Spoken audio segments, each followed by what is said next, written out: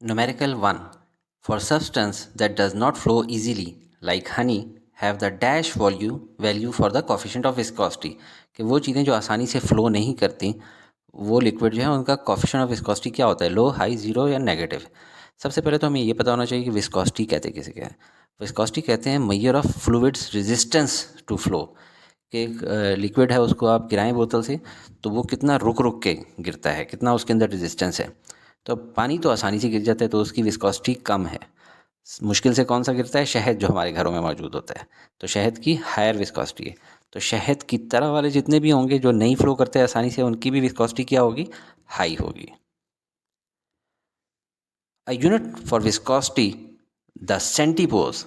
सवाल क्या है, विस्कोसिटी की जो यूनिट होती है एक होती है centipoise, is equal to which of the following. इसमें किसके बराबर है। जब भी कभी कोई सेंटीपोज या विस्कोसिटी का इस तरह का यूनिट्स का सवाल है तो आपने ये चीज़ याद रखनी है कि 1 पास्कल सेकेंड, ये भी विस्कोसिटी की यूनिट है। 1 pascal second is equal to 10 poise. इससे आगे आप हर किस्म के सवाल हल कर सकते हैं इस किस्म के जिसमें इनकी यूनिट्स चेंज हों। तो 1 pascal second is equal to 10 poise. अब 1 पास्कल सेकेंड को अगर आप समझें तो पास्कल क्या होता है, प्रेशर की यूनिट, जो कि होती है फोर्स पर यूनिट एरिया। तो force per unit area into second. ठीक है, पास्कल की जगह फोर्स पर यूनिट एरिया लिख दिया और second as it is. Force की यूनिट क्या होती है, न्यूटन, एरिया की मीटर स्क्वेयर, और सेकेंड एज इट इज़ लिख दिया। अब इसको मीटर स्क्वेयर को हम इस तरह थोड़ा सा सीधा करके लिखें, न्यूटन सेकेंड पर मीटर स्क्वेयर। तो ये है हमारी यूनिट किसकी, पैस्कल सेकेंड की। तो 1 पैस्कल सेकेंड की जगह हम लोगों ने लिख लिया 1 न्यूटन सेकेंड पर मीटर स्क्वेयर और 10 पॉइज एज इट इज़ लिख दिया। अब हमें क्या चाहिए, सेंटीपॉइज।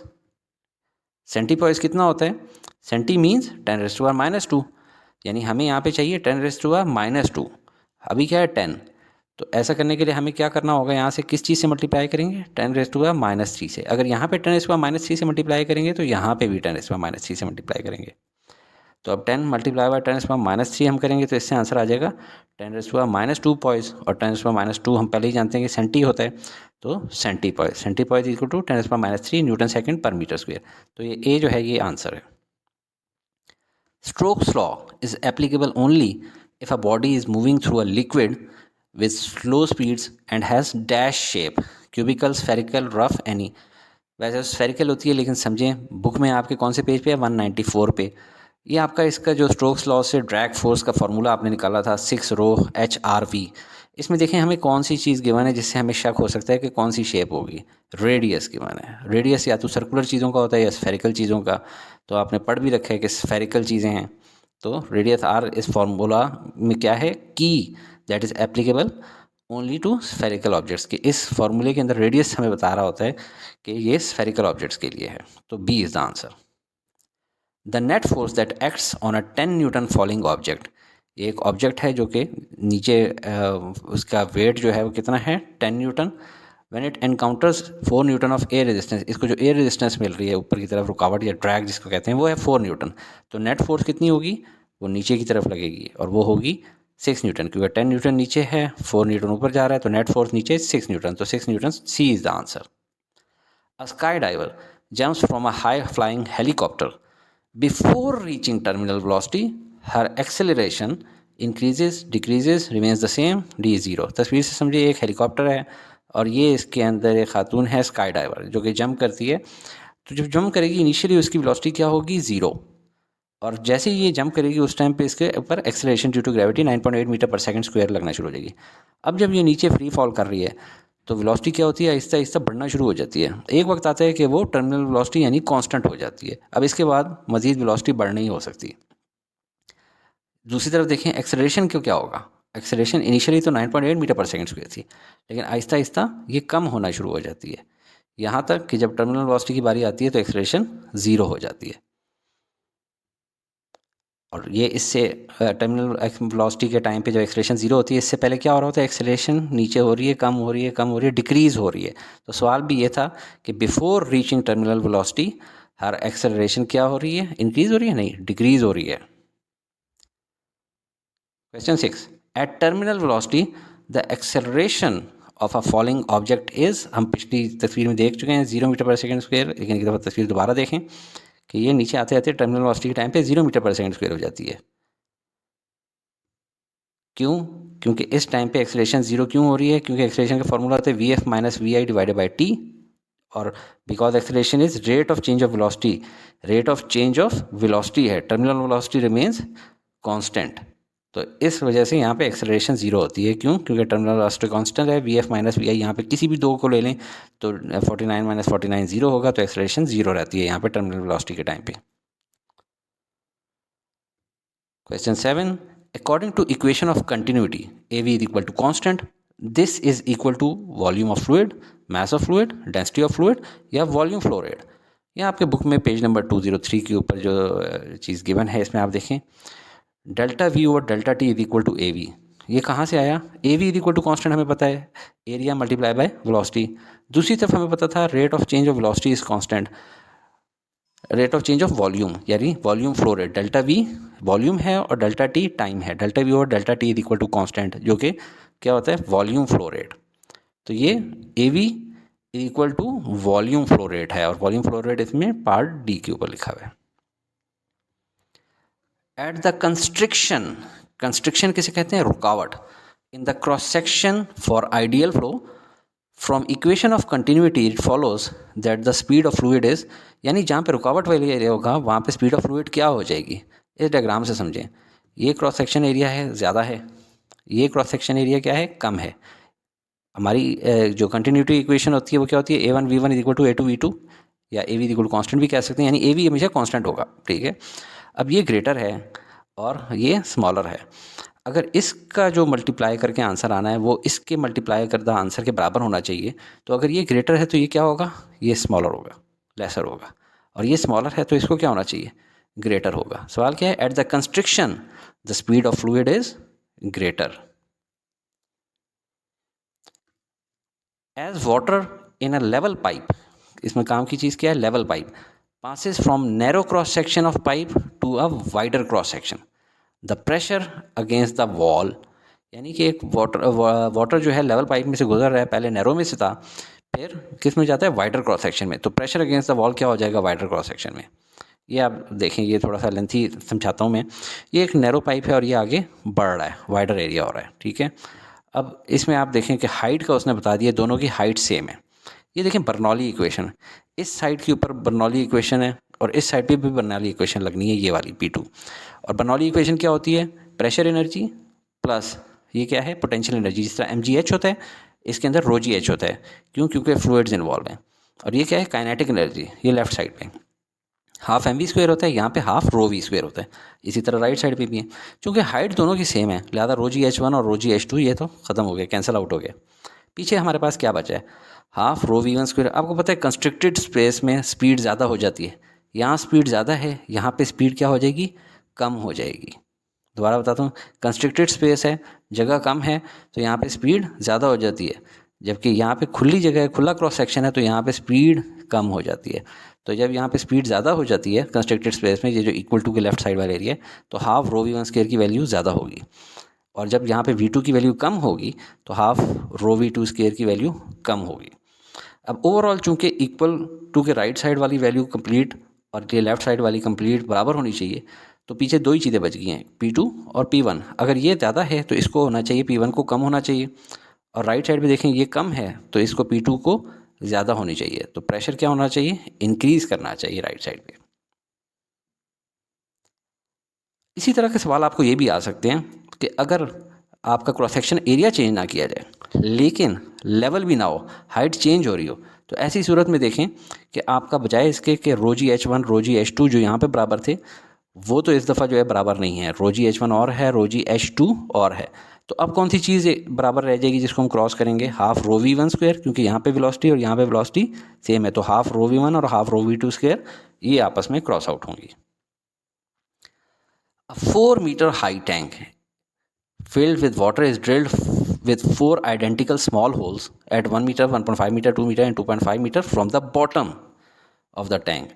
The speed of efflux यानी exit of flow जो है ना उसकी स्पीड क्या होगी, will be greatest from the hole at 1 metre, 2 metre, 1.5 metre, 2 metre, 2.5 metre. Diagram से समझिए, ये एक टैंक है जिसकी हाइट है 4 मीटर जो कि पानी से भरा हुआ है। इसके अंदर 4 होल्स ड्रिल्स कर दिए जाते हैं, 1 metre from the ground, 1.5 metre from the ground, 2 metre from the ground, 2.5 metre from the ground.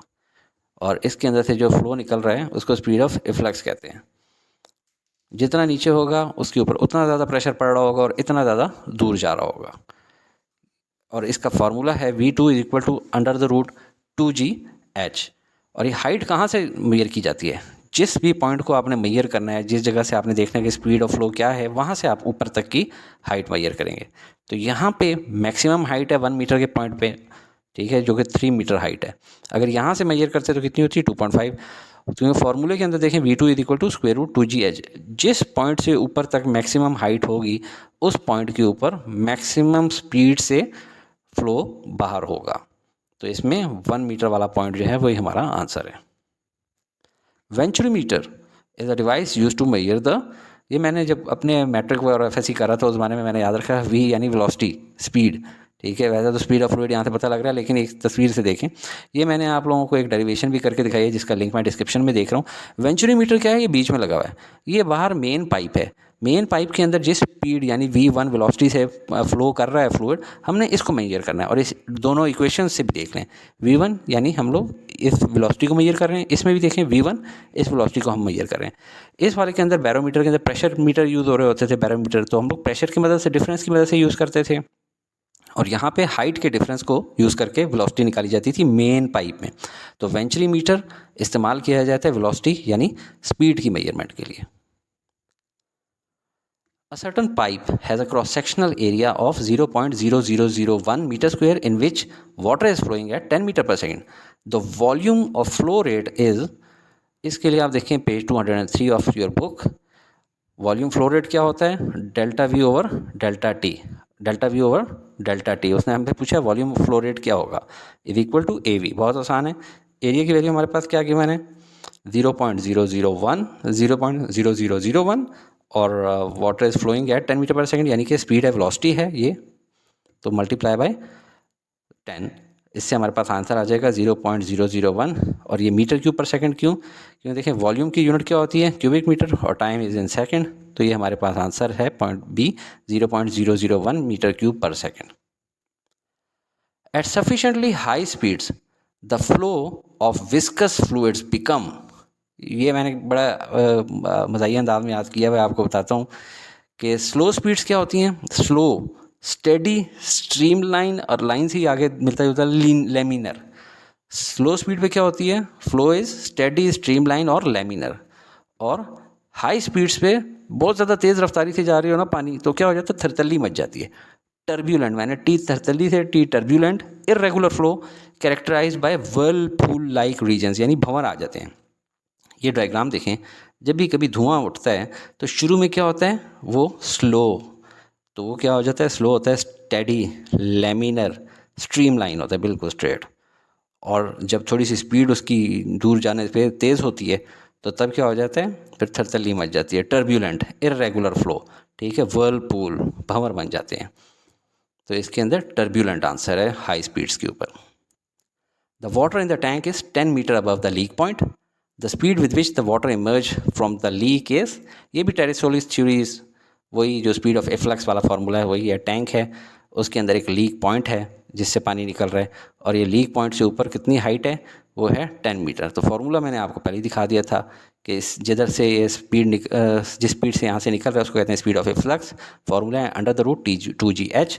अब वैल्यू डाल देते हैं, 2 multiply by 9.8 multiply by 10 which is 196। 196 का स्क्वायर रूट लेंगे तो आंसर आ जाएगा 14 मीटर पर सेकंड यूनिट होती है स्पीड की, और यही हमारा आंसर है। When the radius of the artery is reduced, the blood pressure को क्या होता है अगर आर्टरी रिड्यूस हो जाए? ये डायग्राम से समझें। नॉर्मली हार्ट पेशेंट इसी तरह बनते हैं जब आर्टरी का एरिया रिड्यूस हो जाए या रेडियस रिड्यूस हो जाए, ठीक है। जब भी कभी रेडियस की बात करें तो आप समझें कि एरिया की बात हो रही है, इसके क्रॉस सेक्शनल एरिया की। नॉर्मल आर्टरी का एरिया ज़्यादा है, उसको हम A1 कह देते हैं, तो इसके अंदर वेलोसिटी V1 है।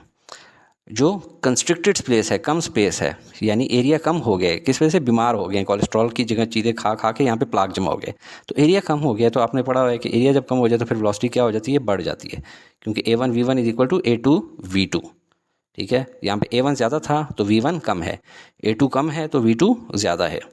अब V2 अगर ज़्यादा है तो आप ये देखें AV इक्वल टू कॉन्स्टेंट होता है, ठीक है। A is inversely proportional to V, पहले केस में देखें A1 is inversely proportional to V1। अगर A की वैल्यू ज़्यादा है, जो कि आप देख रहे हैं क्रॉस सेक्शन ज़्यादा है, तो स्पीड की वैल्यू क्या होगी, कम। और A1 यहाँ पे A2 V2 लिखना था, गलती से A1 V1 ही मैंने लिख दिया, लेकिन चलें कलर से पता लग रहा है कलर यहीं का है। अगर इसमें अभी A1 एरिया कम हो रहा है, ठीक है, यानी रेडियस कम हो रहा है, एरिया कम हो रहा है, तो स्पीड क्या हो रही होगी, बढ़ रही होगी। अब देखिए नॉर्मल हालत में दिल एक ख़ास रफ्तार से धड़क रहा होता है ताकि वो एक ख़ास स्पीड मेंटेन करे जहाँ जहाँ उसने खून पहुँचाना है, जिससे में पहुँचा सके। अब ये कंस्ट्रिक्टेड स्पेस है, जगह तंग हो गई है, प्लाग आ गया है। अब अगर उसने खून उसी रफ्तार से हर जगह पहुँचाना है उसी स्पीड से, तो उसको क्या होगा, तेज़ी से धड़कना होगा ताकि ब्लड प्रेशर से जाए। आगे प्रेशराइज कर रहा होता है, तो ब्लड प्रेशर क्या हो जाएगा, इंक्रीज कर जाएगा। In order to maintain the same blood flow rate, heart would have to increase the pressure. तो ये ए इज़ द आंसर। अगर आपको ये वीडियो पसंद आई है तो कमेंट में ज़रूर लिखें, और ना पसंद आई है तो वो भी मेंशन करें और लाइक कर दें, शेयर कर दें। Thank you.